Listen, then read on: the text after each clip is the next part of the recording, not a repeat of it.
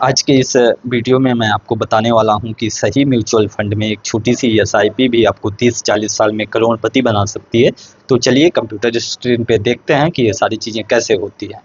मान लीजिए आप अपने महीने की कमाई से 2500 रुपये जो है हर महीने बचाते हैं और आपको म्यूचुअल फंड से जो रिटर्न मिलता है वो 12% का मिलता है।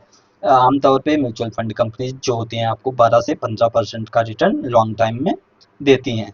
तो हम सबसे लोअर वैल्यू मान के चलते हैं 12%। कभी कभी ये 20% या उससे भी ज़्यादा हो जाता है अगर मार्केट बहुत तेज़ी से उस पीरियड में जो है बहुत तेज़ी से ग्रो किया है, तो आपको 20% तक का हो सकता है, लेकिन 12% मान के चलते हैं। जब आप इसको देखिए, अगर आपने 10 साल तक 2500 रुपये हर महीने जो है निवेश किए, तो आपने टोटल 3 लाख रुपए 10 साल में यहाँ पे इन्वेस्ट किए, लेकिन आपको जो प्रॉफिट मिला, इस पे रिटर्न मिला, वो 2,80,848 मिला। मतलब 10 साल में लगभग आपका पैसा दोगुना हो गया और आपको टोटल अमाउंट जो मेच्योरिटी पे मिला 5,80,848 रुपये मिला। लेकिन कंपाउंडिंग का असली जादू जो है वो टाइम के साथ दिखता है।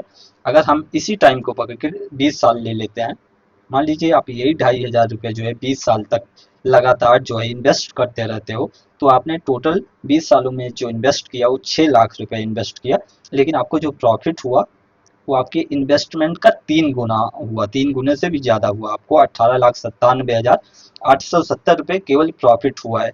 तो आपको जो टोटल मेच्योरिटी पे अमाउंट मिलेगा, मतलब जब आप फंड को विड्रॉ करोगे अपने, तो 24,97,870 रुपये आपको मिलेंगे। मान लीजिए आप यही टाइम बढ़ा के 30 साल कर देते हो।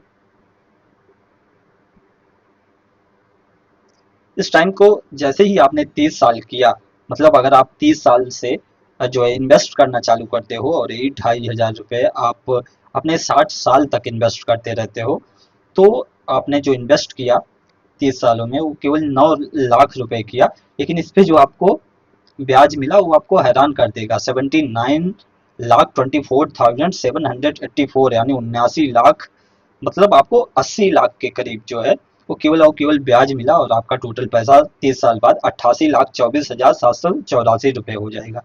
अब इसी पैसे को अगर आपने 40 साल तक, मतलब अगर आपने 20 साल से कमाना चालू किया और 40 साल तक आप अपने 60 साल तक यही पैसा इन्वेस्ट करते रहे, तो आप 12 लाख रुपए इन्वेस्ट कर चुके होंगे 40 साल में, और आपको इस पे जो प्रॉफिट हो चुका होगा वो 2,85,06,051 रुपए का हो चुका होगा। मतलब आपका टोटल पैसा जो है वो लगभग 3 करोड़ का हो चुका होगा।